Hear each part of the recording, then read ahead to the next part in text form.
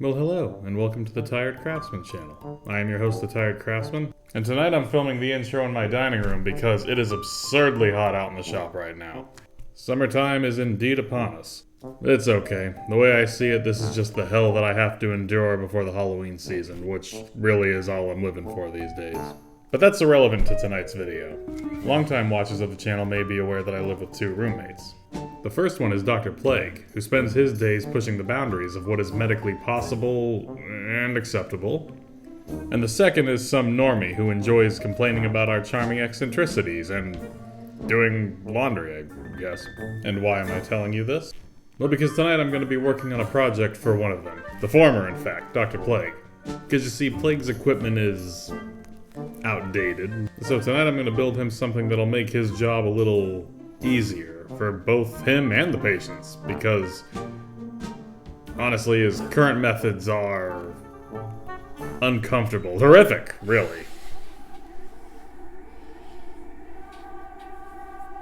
Oh!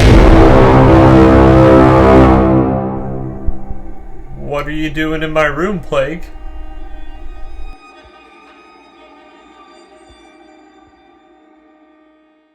Okay, so I've been watching a lot of Bill making stuff videos lately, and it really got me wanting to try to scratch build something the way he would, which is taking a bunch of random plastic pieces you find and gluing them together until you have something. So I went through this old box of random junk I had just to see what my options were, see if anything, I don't know, like inspires me. This wasn't planted, by the way. I genuinely have no idea how that got in there.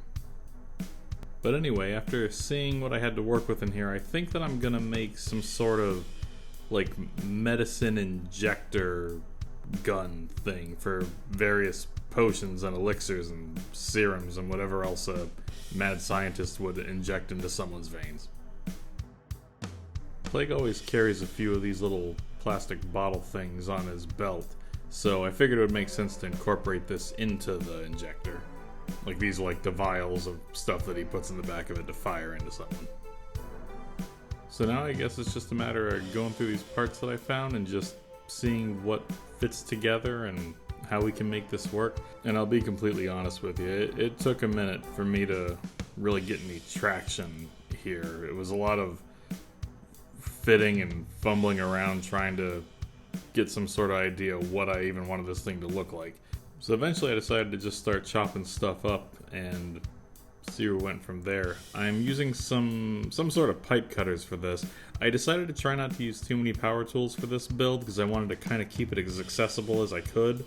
You know, I know not everybody has all the power tools readily available, so I tried to use mostly hand tools just so, you know, you could follow along if you want to do something like this.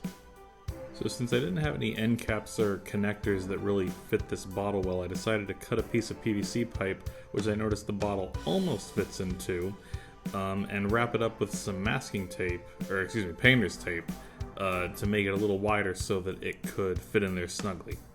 Also, I scuffed up the surface of the bottle with some 220 grit sandpaper so that I could put this LED light in the end of it, and in the right lighting conditions, it diffuses the light and gives the bottle a solid glow. Then to hold most of this thing together, I'm going to use hot glue. I don't know if that's the best glue to use. I know PVC pipe glue is really strong, but I don't want to deal with fumes right now. You know, it's late and I just want to kind of get this done, and hopefully it'll hold up. I also have a lot of these plastic syringes lying around the shop. Don't ask why, it's not important. But I figure this could be a good tip to the gun, you know, since it already has a tip. And since I only need the tip, I'm going to cut it down with these scissors here. Usually I probably would use a bandsaw, but again, trying to use mostly hand tools. And you know, actually I'm seeing the benefits of it. You know, I can work late into the night and I don't have to worry about disturbing my normie roommate. You know, I'd hate to wake him up at this hour. You know what I'm realizing just now? I have been nagging a lot. Maybe too much. Your work is very important. I see that now. And you know what? The bodies, they don't even bother me anymore. In fact, I can clean them up for you. That way you can focus on your research.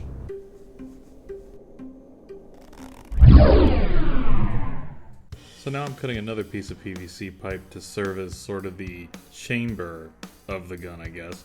And I'm having another problem where it's, again, not fitting quite snugly enough into one part, so I'm going to use some more painter's tape to widen it a little bit just to get it to firmly stick in there.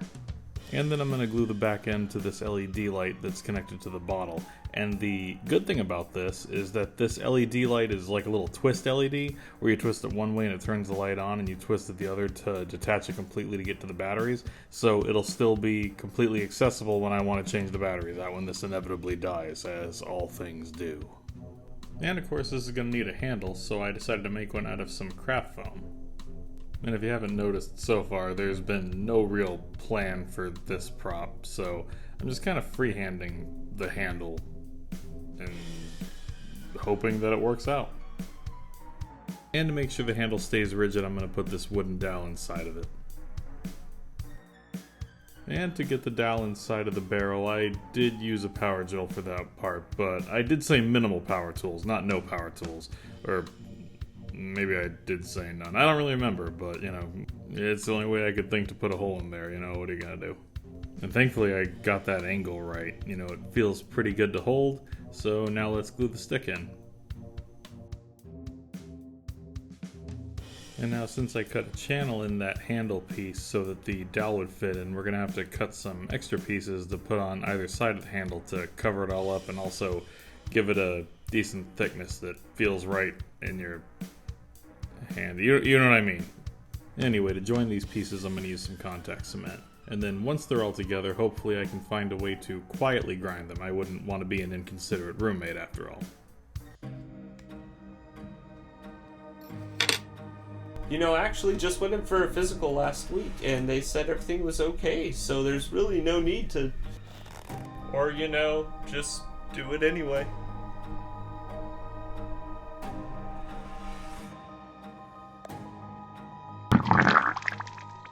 Jesus Christ, is it supposed to come out like that? That looks like a lot.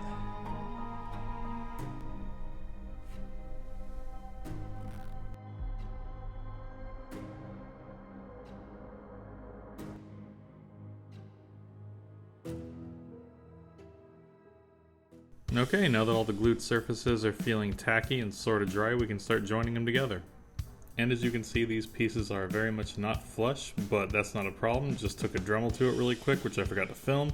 And as you can see, they're all nice and uniform now. And I also contoured the grip a little bit to make it a bit more comfortable. And after the grip is glued on, I cut another little piece of foam to act as a trigger and hot glued that on as well. But then I was feeling like it still needed a few more details, so I cut a few strips of foam and just kind of glued them around the barrel, just to give it a bit more depth, some layers or something, I don't know. And then after applying some Mod Podge to the foam pieces, it is time to prime and paint. I wanted the final paint job to be silver, and I heard that it's best to paint silver over gloss black, so that's what that was for. And now I'm just using some acrylic to paint the handle because it's too much silver. We got to break it up a little bit. And with that, I'm going to call this prop done. And now there's nothing left to do but to deliver it to its new owner.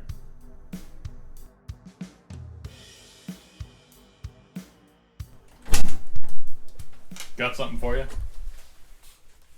And thank you. What? What? Oh, did we wake you? You steal my blood? No. No. You give it back? No. You steal my blood?